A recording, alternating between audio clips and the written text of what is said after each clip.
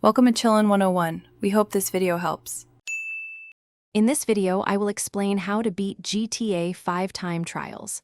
First, select a high-performance vehicle, ideally one that is fully upgraded for maximum speed and acceleration. Before starting, take a moment to plan your route on the map, identifying shortcuts and avoiding heavy traffic areas. Remember, every second counts, so a well-thought-out path is crucial for success. Selecting the right vehicle is paramount for time trial success.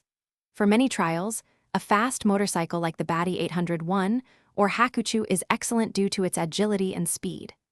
Alternatively, a supercar such as the Zentorno or T20 can dominate on straighter courses. Always ensure your chosen ride has all performance upgrades, including engine, turbo, and transmission, installed at Los Santos Customs. Effective route planning is a game changer. Before you even begin, open your map and meticulously trace the most efficient path between the start and finish. Look for opportunities to cut across fields, jump over obstacles, or use alleys to shave off precious seconds. Avoiding main roads with heavy traffic is key, as even a small collision can ruin your run. A well-planned route can easily save you 10 to 15 seconds. Mastering your driving technique is essential.